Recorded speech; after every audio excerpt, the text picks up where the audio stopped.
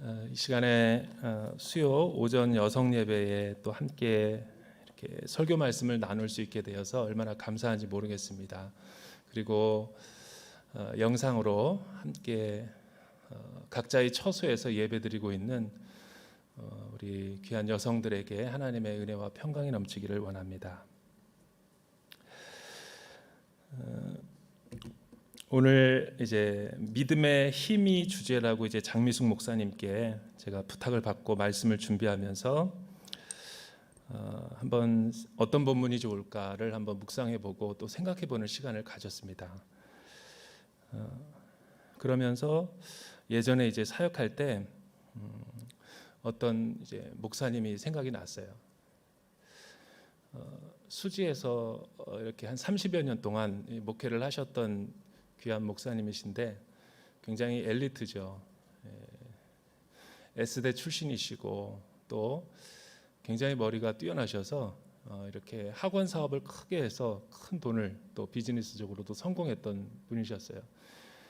그런데 이렇게 하나님의 부르심으로 또 세상 일을 내려놓고 신학교에 들어가서 목회를 하다가 워낙 뛰어난 인재다 보니까 이제 신학교 교수님이 그를 이제 전담 강의 또 교수로 이렇게 좀 세워보고자 여러 번 권유를 했고 그 목사님은 이렇게 두 가지 길이 있었다 그래요.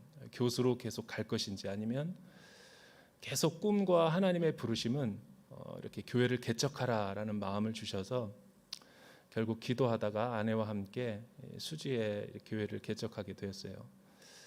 그런데 이분이 이제 1년, 10년, 또 20년, 30년 가면서 이제 겨우 그 교회를 이제 건축했고 이제 목회를 하려고 하는데 너무나 이렇게 참 힘이 들더라는 거예요. 그래서 이렇게 교회 온누리 교회에다가 부탁을 내서 1:1 양육 프로그램을 조금 이렇게 개설하고 싶어서 지원팀을 조금 보내주면 어떻겠느냐. 그래서 제가 이제 실사답사를 가고 교제하면서 마침내 이제 잘 엮어져-가지고 역사적인 그 개강 예배가 시작된 거죠. 이렇듯.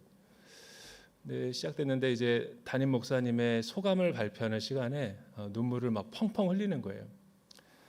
왜냐하면 이제 아주 오래전에 신학교를 다닐 때 이렇게 온누리 교회를 보면 이렇게 늘 너무 참 보고 이렇게 부러웠던 게 뭐냐면 뭐 이렇게 그냥 성도님들이 1:1로 또 여러 명이서 이렇게 커피숍 앞에서 묵상하고 기도하고 나누는 모습이 그렇게 자기는 이제 강의를 하러 왔다 갔다 거리지만 그 모습이 너무 이렇게 마음에 와닿았다라는 거예요.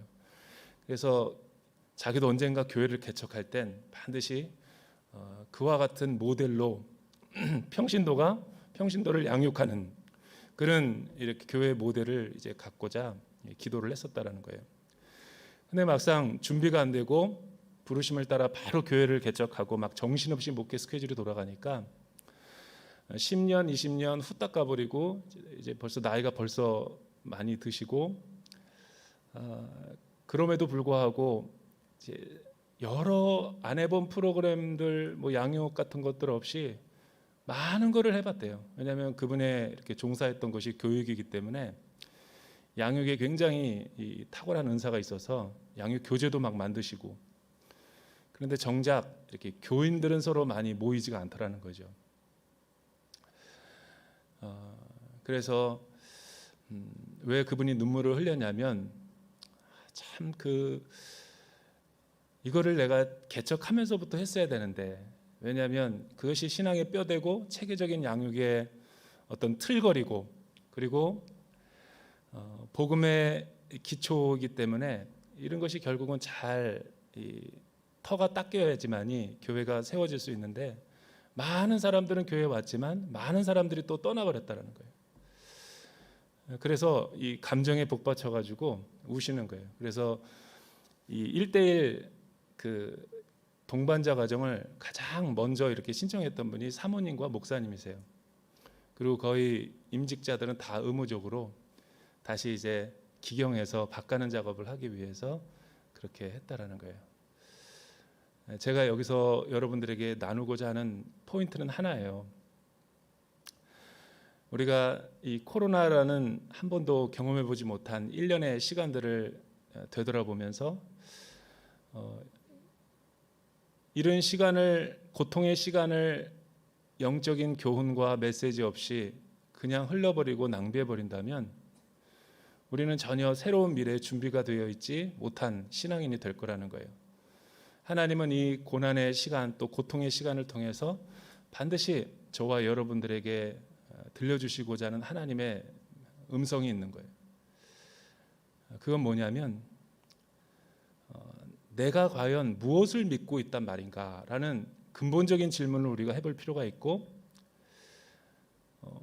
소망의 복음을 굳게 붙잡아야 되는데 그래야 흔들리지 않고 폭풍 속에 하나님의 큰 은혜를 체험할 수 있는데, 내가 과연 붙잡고 있는 것이 이 복음의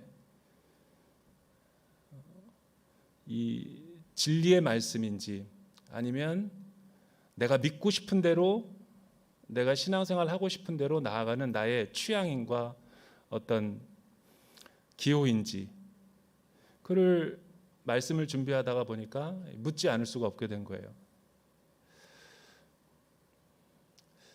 저는 오늘 이 메시지를 통해서 약간의 이제 여러분들의 생각 가운데 좀 충격과 도전을 주는 말씀으로 한번 우리가 진검승부를 한번 해볼 필요가 있다. 그래서 말씀도 믿음에서 믿음으로라는 제목으로 한번 잡아봤습니다. 이 주어진 시간이 뭐 그렇게 길지 않기 때문에 많은 말씀을 어떻게 이렇게 깊이 있게 다룰까라는 생각보다는 그냥 성령님이 주시는 대로 저희가 한번 이 복음의 본질, 또 내가 믿는 그 믿음과 이 믿음의 의미가 무엇인지를 더 정확하게 내가 깨닫고 이 코로나 팬데믹을 지나갈 수만 있다면 저는 우리에게 굉장히 소중하고 의미 있는 이 시간이 될 거라는 확신이 들었어요. 코로나 팬데믹을 지나면서 한국 교회와 또 그리스도인들의 신앙의 민낯이 다 드러났죠. 드러나면서 나 자신의 신앙도 거의 벌거 벗겨진 느낌으로, 사실은 이 나의 한계가 다 드러났다고 해도 과언은 아니에요. 더 이상 이제 밑바닥으로 추락할 이 공간도 없을 정도로 나는 지금 바닥을 뒹구는 생활을 하고 있다라고 해도 과언은 아니죠. 어디서부터 다시 리셋을 해야 될지 모르는 나의 예배 자세와 경건 생활, 또 하나님 앞에 언제 내가 목 놓아 부르짖었는지 모를 정도로 하나님과의 긴 깨어진 관계성 속에서 기도할 수 없었던 긴 시간의 모습들, 또 나의 추악한 욕망과 또 더러운 죄악된 본성이 내 안에 너무나 많음을, 또 내가 얼마나 세속적인 사람인가를 지난 1년간을 보면서 예수를 믿고 사는 사람과 예수를 믿지 않고 살아가는 세상 사람들과의 차이가 무엇인가, 도대체 기독 여성들의 특징이 무엇인가를 우리는 한번 되묻지 않을 수 없는 거죠. 오늘 말씀을 우리가 이제 로마서 1장 16절에서 17절로 잡았는데, 한국 교회는 이 코로나 팬데믹을 지나면서 세 가지 의미에서 굉장히 큰 이 충격과 영향을 받았어요. 믿음이라는 관점에서 보면 왜 예수를 믿는 사람들이 세상 사람들과 구별되지 않고 하나님을 사랑하고 하나님을 신뢰하고 하나님을 섬기는 사람들이 하나님을 믿는 것과 하나님을 믿음으로써 나타나는 삶의 내용들이 왜 이렇게 차이가 나는 것일까? 그런 질문을 우리에게 던졌죠. 두 번째는 교회 안에서의 신앙의 생활의 모습과 이 세상에 살아가는 사람들과의 그 관계성의 문제, 또 직장에서든지 또 예수 믿지 않는 우리의 가족들과의, 남편과의 관계성에서 나는 과연 이 믿는 자의 여성으로서 올바른 이 신앙생활을 잘 걸어가고 있는 것일까? 뭐 이런 것도 한번 생각해 볼 필요가 있죠. 그러니까 교회 안에서의 신앙생활과 교회 밖에서의 나의 삶은 왜 그렇게 이원화된 것일까? 그걸 한번 우리가 되짚어 물어볼 필요가 있는 거죠. 마지막 세 번째는 이 예수를 믿고 구원을 받는다는 것은 꼭 천국을 가기 위해서 하나의 보험처럼 내가 하나님을 붙들고 있는 것이 아니라는 것을 여실히 드러냈죠. 왜냐하면 아직도 우리는 남아있는 이 땅에서의 삶을 순례의 여정을 걸어가야 되는데 어떻게 죽을 것인가는 우리가 십자가의 믿음을 통해서 다 깨달았지만 어떻게 이 땅에서 살아가야 될지는 현실적인 믿음을 우리가 우리 몸 가운데 체화시키지 못했다. 그러니 이런 코로나 같은 엄청난 재난이 닥쳤을 때 우리 믿음의 근간이 흔들어 보니까 내가 믿음의 근력이 매우 약했구나. 연약한 모습이 드러나는 거예요. 제가 예전에 한번 설교 때 인용을 한 적이 있는데 저는 그때 권사님이 저한테 던진 질문이 지금도 이제 막 뇌리 속에 많이 잊혀지지가 않아요. 이창동 감독이 쓴 그 밀양이라는 그 영화, 굉장히 사실은 반기독교적인 것 같지만 기독교의 본질이 무엇인지를 역설적으로 질문하는 그런 영화를 만들었죠. 도발적인 영화고 사실은 교회에 되게 수치스러운 모습들을 많이 부각시켜서 그렇게 큰 문제의식은 제기했지만 많이 교인들이 잘 좋아하지 않았어요. 그러나 그 영화에 나오는 실제 모습들이 나의 모습과 별로 차이가 안 나니까 오히려 재난의 때에 더 많이 생각해 보는 거예요. 그러니까 어떤 권사님이 그 영화를 보고 제가 그때 맡고 있었던 공동체에 그 목사님은 신학교 졸업했으니까 한번 그 영화 어떻게 보셨어요? 그러고 이제 소감을 묻는 거예요. 근데 저는 그때 특별한 문제 의식이 없어가지고 별다르게 이렇게 얘기를 못했죠. 그리고 나중에 그 영화를 봤어요. 보니까 이제 바로 이 대목에서 우리의 믿음이 흔들렸던 거죠. 이제 그 영화를 이제 보신 분도 있고 못 보신 분도 있지만 그 긴 영화를 갖다가 그냥 압축해서 1분 안에 요약하자면 이런 거죠. 이제 아이와 함께 어떤 한 여인이 이제 밀양이라는 곳으로 이제 이사를 오게 된 거예요. 어떤 인생의 큰 사연, 슬픔을 안고 새로운 삶의 터전에서 새로운 출발을 하기 위해서 밀양이라는 곳에 이제 도착을 했는데 이제 거기에 나오는 다양한 인물 군수들과 이제 이렇게 일어나는 일들을 갖다가 에피소드로 엮은 거죠. 그런데 주변에서 막 전도도 하고 했는데 그때 이렇게 너무 정착하는 과정 가운데서는 큰 이렇게 교회에 대한 매력을 못 느끼다가 큰 인생의 위기가 찾아오죠. 자신의 아들이 유괴범에게 납치가 돼서 살해를 당해요. 왜 살해를 당했냐면 서울에서 와서 막 부동산에서 땅을 보고 이제 다니니까 서울에서 온 사람이 돈이 많구나. 그래서 그 아이를 원래 죽일 생각은 없었는데 그 아이를 볼모로 해서 돈을 좀 뜯어내려고 그러는데 진짜로 돈이 없이 밀양에 정착을 했는데 돈이 있는 줄로 착각하니까 홧김에 죽인 것 같아요. 그런데 그 금지옥엽 같은 아이가 죽으면서 얼마나 그 전도연이라는 영화 배우가 큰 충격을 받았겠어요. 거의 실신을 하고 쓰러졌죠. 그러나 그때 주변에 있는 교회 다니는 사람들의 도움과 또 여러 가지 섬김으로 신앙에서 의미를 찾고 기독교에 귀의를 해서 잘 이렇게 추스리고 있는 상황이었어요. 은혜도 받고 예배 가운데 또 순모임 가운데 은혜를 받으니까 이제 어느 날 믿음으로 이제 용서를 할 수 있다라는 생각을 이제 하게 된 거죠. 그리고 가해자를 이제 감옥에 가서 마주치는 순간 너무 충격을 받아가지고 다시 원상태로 돌아가는 거예요. 하나님은 없고 하나님을 저주하면서. 그 이유는 뭐냐면 그 감옥에 있는 가해자가 웃으면서 자기도 여기서 예수 믿고 구원받았다고 웃는 거예요. 그 순간 전도연은 왜 나만 이렇게 고통을 당해야 되지? 믿는다라는 게 무엇이지? 신앙이라는 게 뭐지? 그러면서 이제 그 영화가 막 이상한 방향으로 막 가는 거죠. 그리고 기독교의 모순된 이 삶과 믿음이 일치하지 않는 모든 부분들을 부각시키면서 그 영화가 에필로그로 끝나요. 그러니까 허구라는 거죠. 기독교는 거짓된 믿음, 그 가면 쓰고 위선적인 사람들이 모인 집단. 원래 그 영화의 그 본질은 그게 아니지만 그 영화에서는 조금 각색을 내서 그렇게 표현한 거예요. 그러니까 그 권사님이 그 영화를 보고 나보고 어떻게 생각하냐고, 사실은 영화도 안 봤거든요. 그래서 나중에 보고 나서 이제 제가 느끼게 된 거예요. 요즘 많이 한번 생각해 보는 거죠. 우리가 믿는 하나님, 또 우리가 신뢰하는 그 하나님은 도대체 어떤 분이고, 내가 예수를 믿고 구원받았다라는 것이 도대체 어떤 삶을 의미하는 건가, 삶의 방식이. 그거를 한번 오늘 로마서를 통해서, 바울의 복음을 통해서 생각해 보자라는 거죠. 한국 교회는 코로나 팬데믹으로 부정적인 것도 있지만 저는 긍정적인 의미가 더 많다고 봐요.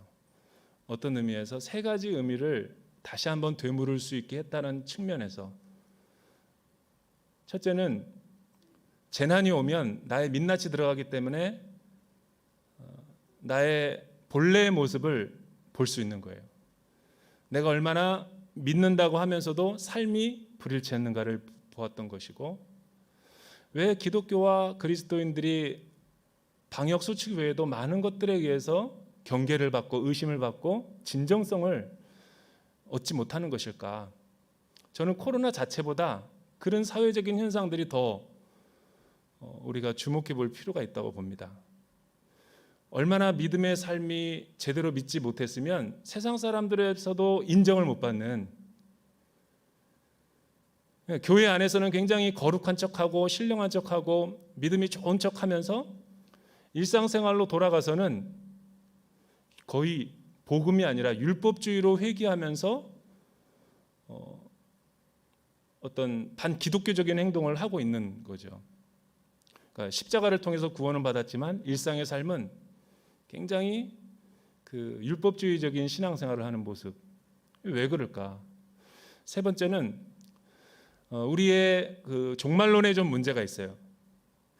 예수를 믿고 구원받으면 우리는 천국과 영원한 나라를 간다고 하기 때문에 우리는 내세적인 종교라고 하죠. 예수를 믿게 되면 믿음의 연합으로 우리는 이 땅이 아니라 하나님의 나라로 옮겨져서 하나님 나라의 시민권을 가지고 살아가게 된다. 그것이 우리의 신분의 변화라고 이야기를 해요. 하지만 정말 그럴까? 정말 우리는 오늘 큐티 본문 말씀에 나오는 것처럼 이 세상에 대한 소욕도 없고 욕심도 없고, 우리는 아파트도 안 사고 주식도 안 하고, 우리는 자녀 교육에 대한 욕심이 없이 정말 그런 내세적인 순수한 믿음을 가지고 살아가는 여성들일까? 그렇지 않다면 우리는 지금 이중적인 거잖아요. 그래서 우리가 믿는 복음이라는 것이 다시 한번 무엇인지를 되짚어 묻지 않을 수가 없는 거예요. 왜냐하면 우리가 신앙생활을 좋고 잘 믿는다고 했지만 우리가 붙잡았던 그 소망의 복음이 우리에게 삶의 열매를 못 가져다 주니까 믿음이 잘못됐든지, 우리가 믿은 이 예수 십자가의 구원이 뭔가가 잘못됐든지 둘 중에 하나인 거죠. 그런 의미에서 오늘 로마서 복음의 정수를 가리키고 있는, 세계를 변화시킨 이 로마서의 가장 핵심 주제의 구절인 이 말씀을 다시 한번 우리가 묵상해 볼 필요가 있는 거예요. 먼저 이 말씀을 보면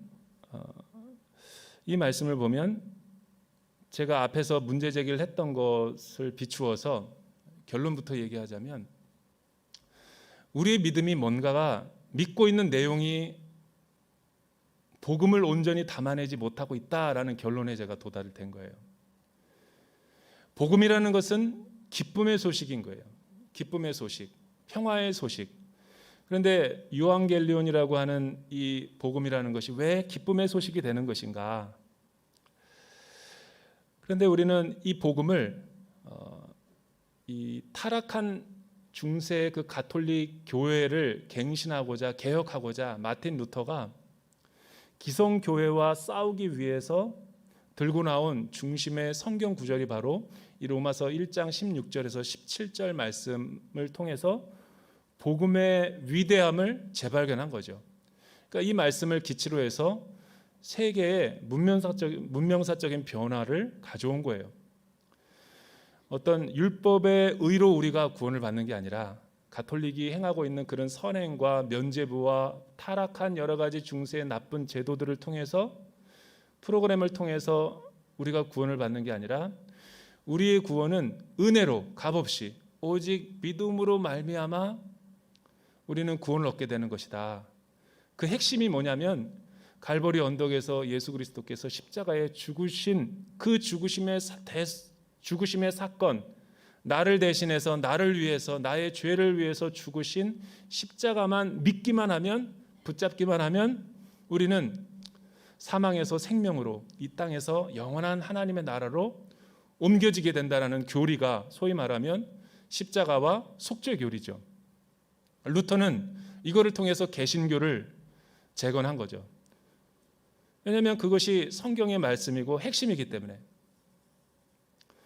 그러니까 이신칭의, 믿음으로 말미암아 내가 의롭지 않은 사람인데 죄인인데 나를 의롭게 여겨주셨다라는 거죠. 그러니까 이 믿음이 우리 개신교의 복음의 전부라고 해도 과언이 아닐 정도로 지난 500년간 이 개신교와 한국 교회는 말할 필요도 없이 이것이 우리의 믿음의 실체요, 요점이 됐죠. 그런데 여기에 문제가 있어요. 무슨 문제냐면 맞는 말인 것 같지만 이렇게 해서 살아가다 보니까 여기에는 많은 구멍 뚫린 성경처럼 부활을 이야기하지 않고 무조건 예수님께서 나를 위해서 대신 죽었다라는 그 믿음 하나만 가지고 우리는 이 천국을 간다는 그런 믿음의 꽃방석 위에 앉아가지고 어떤 반윤리적이고 비도덕적인 상식에 어긋나는 일탈 행위를 해도 우리는 그리스도인으로서 인정받고 우리는 천국에 갈 사람들이기 때문에 이 세상 가운데서 자유롭게 살아도 된다라는 어떤 면죄부를 주게 된 거예요. 원래 믿음이라는 것은 삶과 분리가 안 돼 있는 거예요.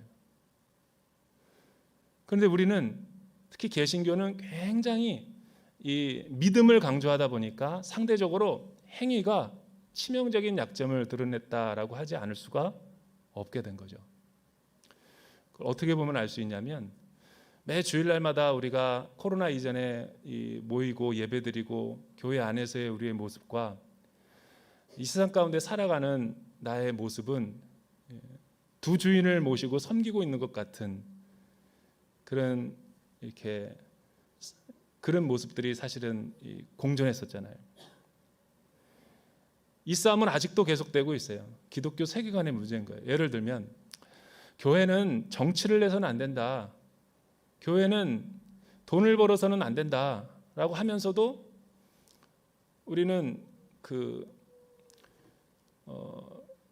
교회는 정치화돼서는 안 된다고 하면서 또 어떤 기독교인 정치인을 통해서는 또 기독교적인 복음의 삶을 기대하고 어떤 나를 대신해서 뭔가를 해주기를 원하는 이제 그런 일들이 일어나고 있는 거죠.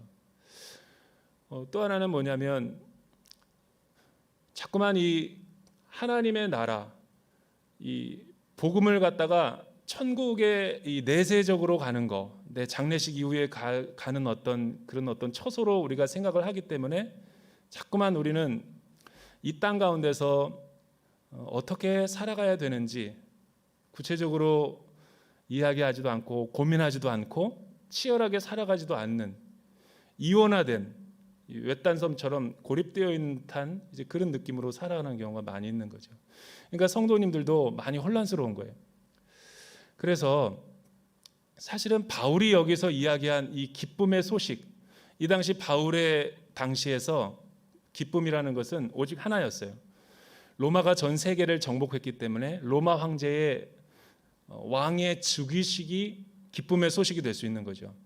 그리고 로마가 세계를 정복하고 전쟁에서 승리하는 날을 기념하고 개선문을 통과할 때 그것이 기쁨의 날이 될 수 있는 거예요. 혹은 결혼을 해서 왕의 후손이 태어났다. 그럴 때 그거는 유앙겔리온인 거예요. 그리고 로마가 전 세계를 힘으로 무력화시켜서 이 철의 제국을 만들었을 때 힘에 의해서 전쟁이 일어나지 않는 그 상태를 이 평화의 상태다라고 이야기한 게 유앙겔리온의 뜻인 거죠. 근데 바울은 그거를 기쁨의 소식이라고 이야기하지 않아요. 그 로마 제국의 화려한 문명과 화려한 모습을 보면서 그것이 인류에게 구원을 가져다주는 자유와 해방을 가져다주는 우리 인생의 문제를 해결하는 궁극적인 해답이 될 수 없다라고 이야기한 거예요. 그러면서 이 로마 제국의 한 복판에서 이 복음의 소식을 다시 한번 재진술하는 거죠. 그 내용이 뭐냐면 이 복음의 실체는 예수 그리스도예요. 예수 그리스도의 십자가가 복음이 아니라 사실은 복음의 중요한 내용이긴 하지만 복음의 모든 내용을 다 포괄해서 우리에게 설명해 줄 수는 없어요. 진짜 이 복음의 완성은 신구약 성경을 통틀어서 우리에게 주는 메시지는 십자가에서 죽으심, 그리고 부활하심, 그리고 예수의 주되심.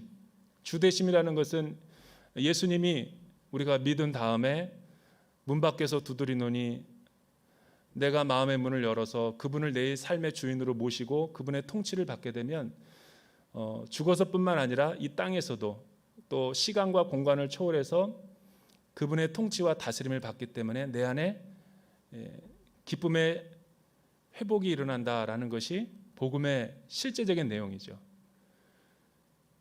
그런데 우리는 교회의 상징이 십자가고 모든 것을 다 십자가의 믿음으로 이신칭의로 압축을 시켜놨기 때문에 사실은 온전한 복음의 내용을 다 이렇게 드러나게 해준다고 할 수 없어요. 이렇다 보니 우리는 자꾸만 복음을 축소시키려고 하는 그런 경향이 있는 거예요. 믿는다 그럴 때 뭘 믿느냐 그러면 이구동성으로 십자가를 믿는다. 예수님께서 나를 대신해서 죽으심을 내가 믿는다. 그리고 나는 구원을 받는다. 그것은 값 없이 나에게 주어지는 하나님의 선물이다.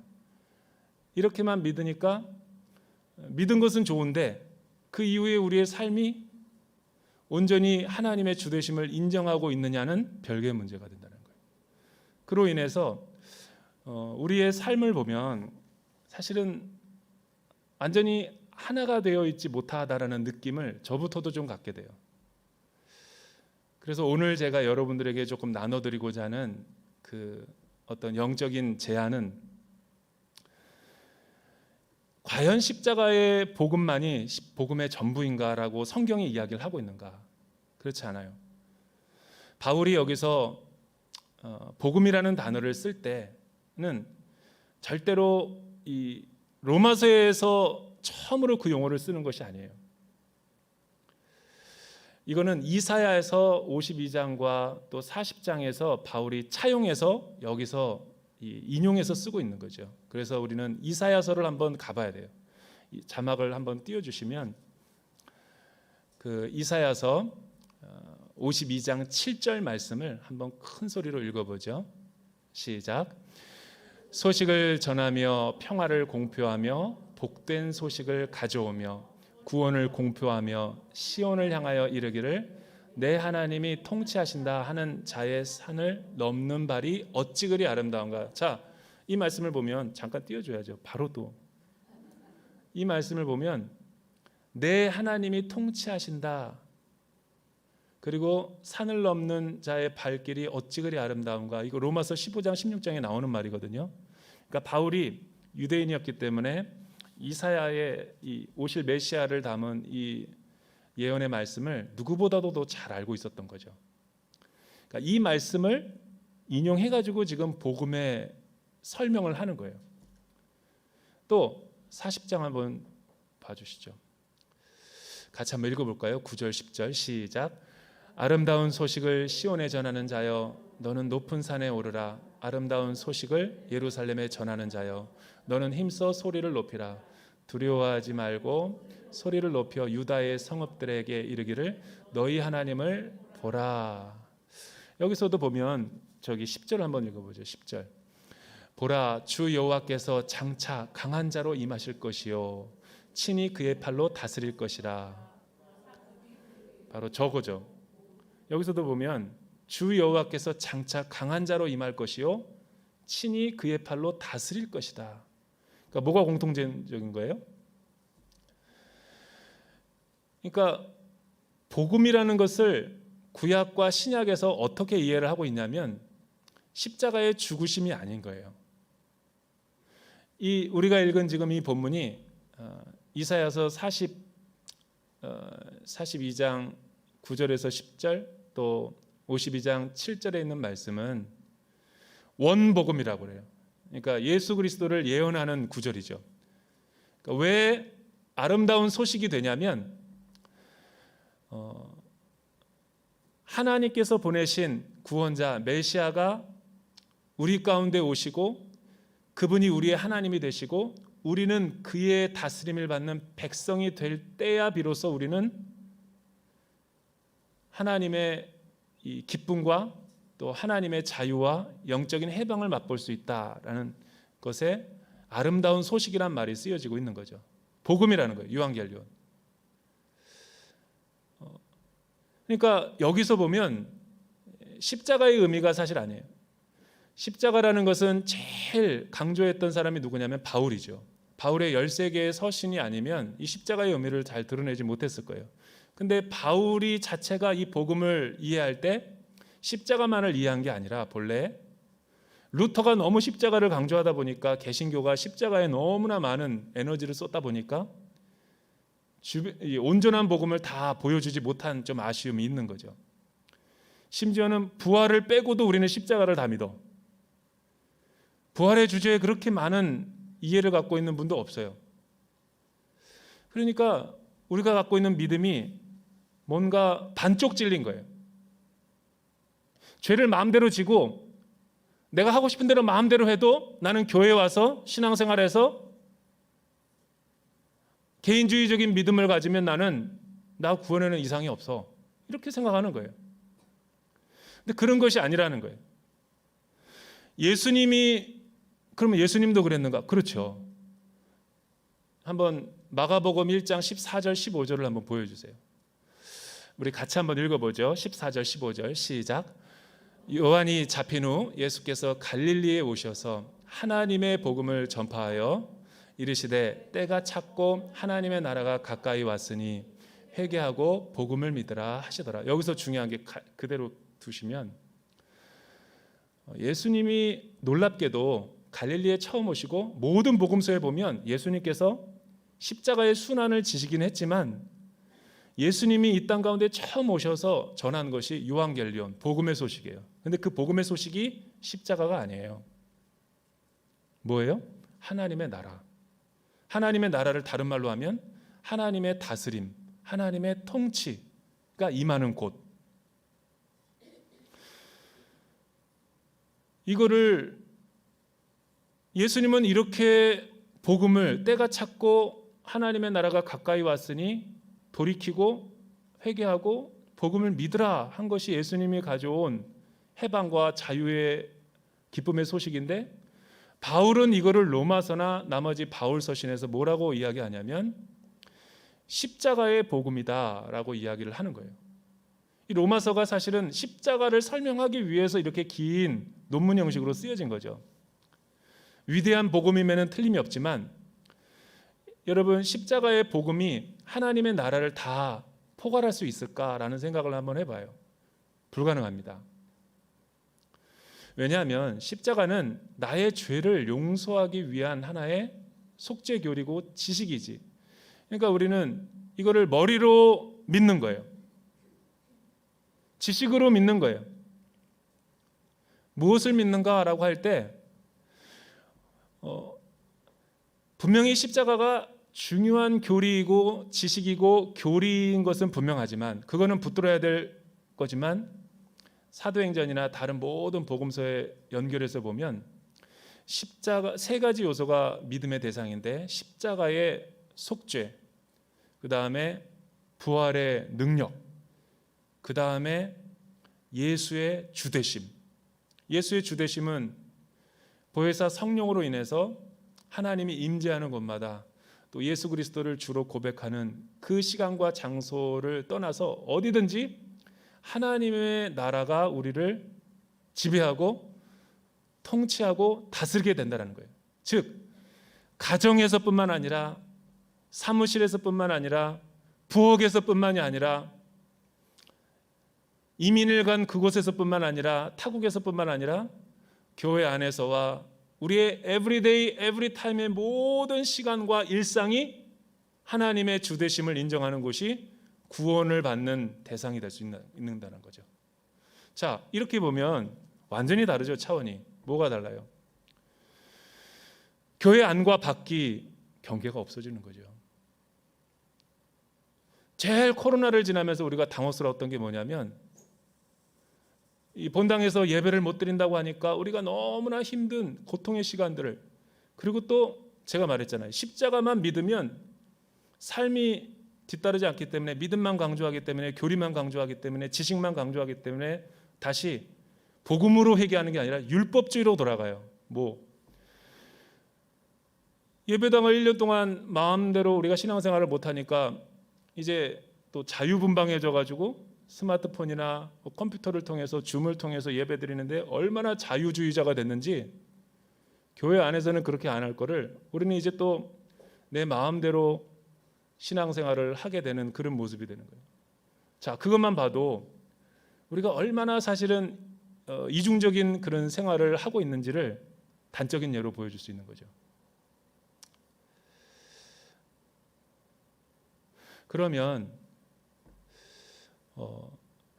십자가만을 사실은 우리가 너무 지나치게 강조를 하다 보니 믿음의 교리는 너무나 강한데, 믿음을 강하게 믿으면 믿을수록 우리의 삶의 열매들이 나타나야 되는데 못 나타나게 되는 게 문제라는 것을 제가 오늘 지적하고자 하는 거지, 십자가가 중요하지 않다라는 걸 이야기하는 게 아니에요. 그러나 하나님의 나라를, 하나님의 주되심을 인정하면 십자가와 부활의 교리와 또 그분의 다스림을 우리가 우리 마음 가운데 믿게 되면 우리의 삶은, 일상은 새롭게 영적으로 거듭나게 되고 더 훨씬 우리가 세상을 바라보는 시각이 바뀔 수 있다는 거예요. 그래서 바울이 왜 나는 복음을 부끄러워하지 않노라라고 이야기하는 줄 아세요? 그가 믿었던 복음의 내용과 우리가 믿는 믿음의 내용이 뭔가가 중요한 차이가 있는 거예요. 바울은 이 복음을 믿는 것이 부끄럽지 않다라고 이야기를 해요. 왜 부끄럽지 않아요? 여러분, 로마의 부와 권력과 사치와 모든 영광 앞에서 일개 피지배국 유대인인 바울이 어떻게 그렇게 영적인 자신감을 가질 수가 있어요? 그 이유는 내가 믿는 이 복음, 하나님의 나라와 주되심 안에는 하나님의 의가 나타났기 때문이다. 이 복음을 모든 믿는 자들에게는 구원을 주시는 하나님의 능력을 갖게 되는데, 믿음에서 믿음으로 말미암느니라. 이러한 하나님의 의의 효력은 인종과 문화와 언어와 모든 시간과 공간에 뛰어넘어서 차별이 없다. 모든 인류에게 구원의 해결책이 될 수 있다라고 우리에게 소개를 해주는 거예요. 이 하나님의 의라는 것은 우리가 그렇게 쉽게 이해할 수 있는 대목이 아니에요. 많이 들어봤지만 설명해 보라 그러면 권사님이나 집사님 제대로 설명 못해요. 목사님들도 못해요. 이 의가 뭐냐면, 이 의를 우리가 이해하려면 부부관계를 이해해야 돼요.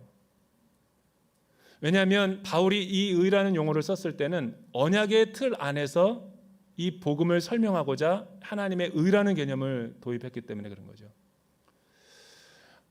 이 의라는 것은 하나님의 언약 안에서 선포되어진 내용이에요. 예를 들면 언약이라는 것은 뭐냐면 혼자 지키는 게 아니에요. 그러니까 이스라엘 백성을 예를 들면 하나님은 우리의 하나님이 되시고 우리는 그의 백성이 되신다라고 해서 하나님과 이스라엘 백성들이 언약 관계가 맺어졌죠. 선악과의 언약도 그렇고 또 노아의 언약도 그렇고 아브라함의 언약도 그렇고 다윗의 언약도 그렇고 여러분 십계명의 언약은 더 말할 나위도 없죠. 그리고 예수 그리스도의 십자가인 새 언약은 더더욱 말할 필요도 없는 거예요. 그러니까 신구약의 모든 성경은 언약인 거예요. 구약은 옛 언약이고 신약은 새 언약. 그러나 공통점은 언약이라는 거예요. 그래서 성경에서 가장 중요한 개념이 언약이에요.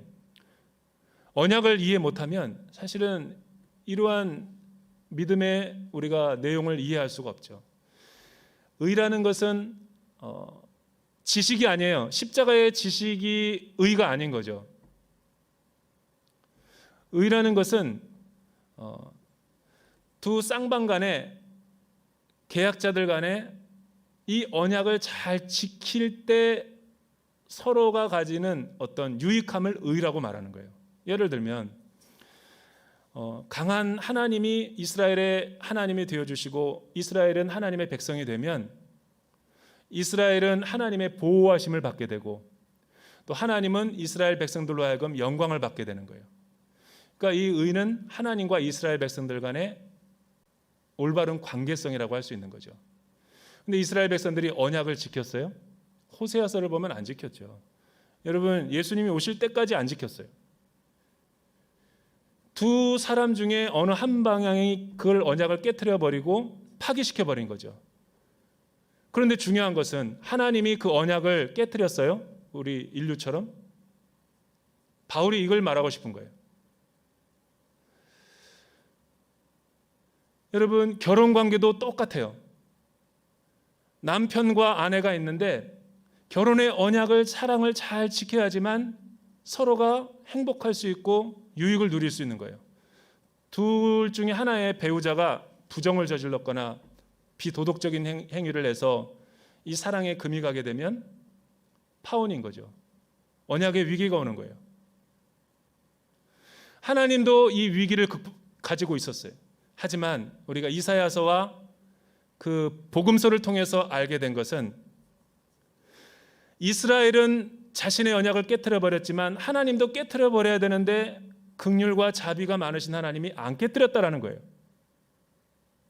그리고 오히려 더 우리를 사랑하시고 기다리는 가운데 새 언약으로 완전케 하셨다라는 거죠. 예수 그리스도의 복음과 십자가를 통해서 그를 통해서 뭘 보여주고자 하면 하나님이 우리의 하나님이 되시고 주인이 되신다라는 것을 선포하고자 한 거죠. 그 내용이 사실은 복음 중에 복음인 거죠. 그래서 여러분 하나님 나라라 그럴 때 우리는 나라 그럴 때 네이션의 개념을 많이 갖고 있어요. 나라는 네이션이 유엔에 가입된 나라가 인간 나라가 하나님의 나라를 의미하는 게 아니에요. 네이션이라고 원래 하는 영어는 국가가 아닙니다. 뜻이 사전을 보면 국민인 거예요.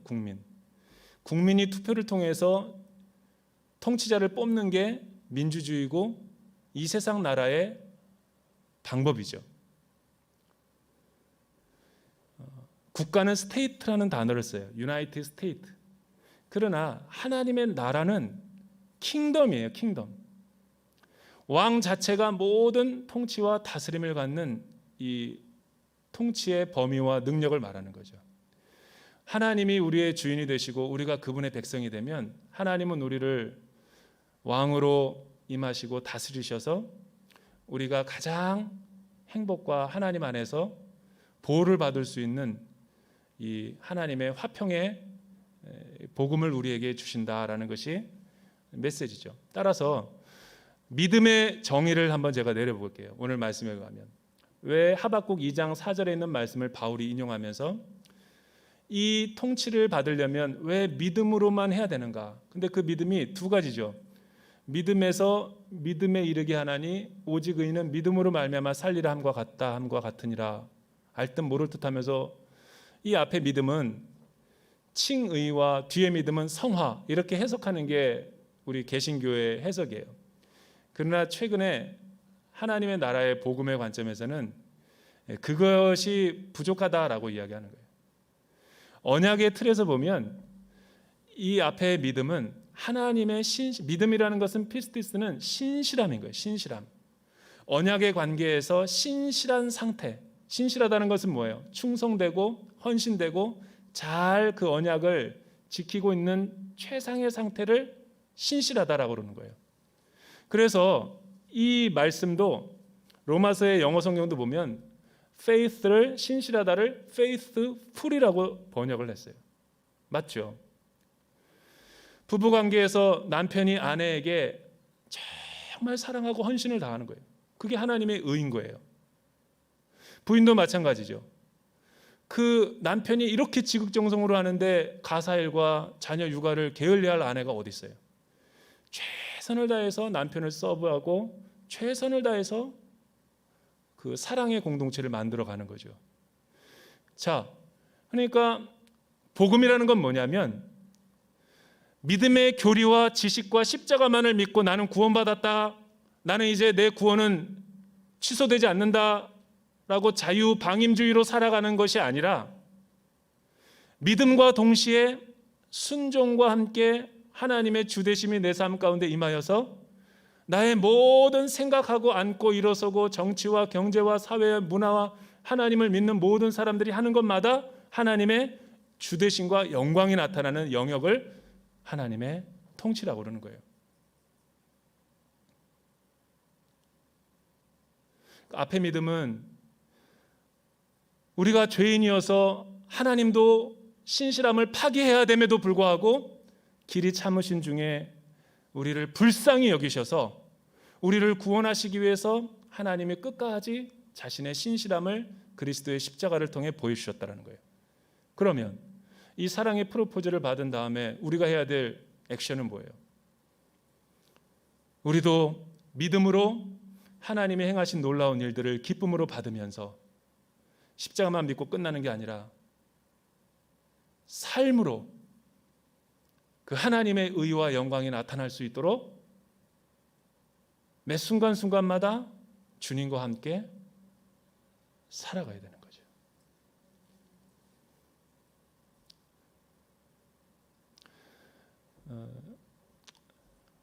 처음에 얘기했던 것처럼 이 시간이 짧아가지고 다 못 다룰 거다라고 생각했는데 그래도 요지는 밝혀졌으니까 믿음이란 뭔가, 이 코로나 팬데믹 속에 우리 여성들이 어떻게 살아가야 되는가, 소망의 복음을 붙들면 살 수 있습니다. 그러나 그 복음은 십자가만이 아니라 하나님의 주되심인 거예요. 하나님을 내 안에 모시고 살면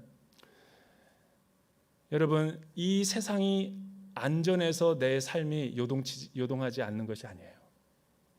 거꾸로 이 세상이 요동한다 할지라도 땅이 변하든지 산이 흔들려 바다에 빠지든지 이 세상이 흉흉하고 이 세상이 두려움 가운데 있다 할지라도 하나님이 나와 함께 하시면 하나님이 우리의 피난처가 되시고 우리의 참된 위로와 소망이 되시는 거죠.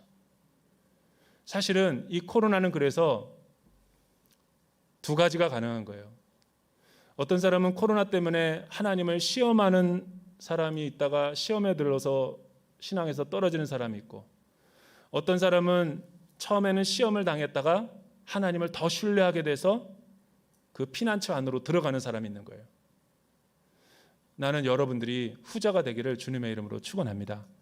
이 믿음을 끝까지 잃지 말고 이 마지막 때에 하나님의 그 참된 주되심과 통치 아래서 영원한 주의 자녀들로서의 누리는 분복을 가지게 되기를 주님의 이름으로 축복합니다.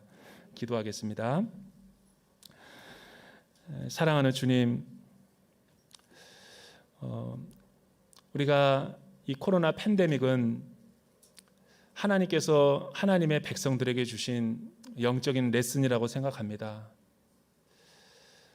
이 고통의 시간들을 우리가 낭비한다면 하나님께서 앞으로 새로운 미래를 열어가실 때 어떻게 저희가 주님과 함께 동행할 수 있겠습니까? 어떤 사람이 보행자와 달려도 쉽게 피곤하고 지치면 어떻게 말과 함께 경주하겠느냐라고 물으시는 하나님의 음성처럼 대전 온누리교회 또 세종교육관의 많은 여성도님들 어렵고 힘들고 환난 가운데 있지만 하나님, 오히려 이 고통의 시간 가운데 하나님과 깊은 우리가 소홀히 했고 우리가 올바른 관계성을 맺지 못했던 친밀한 관계와 오히려 하나님의 통치와 다스림 가운데 온전히 들어가서 이 환난을 잘 극복하고 정금같이 나오는 하나님의 여성들이 되게 축복하여 주시옵소서. 우리의 생업과 가정과 자녀들과 건강을 붙잡아 주십시오. 올 한 학기 믿음으로 승리하는 참된 복음의 여종들이 되게 축복하여 주시옵소서. 이 모든 말씀 예수 그리스도의 이름으로 기도드립니다.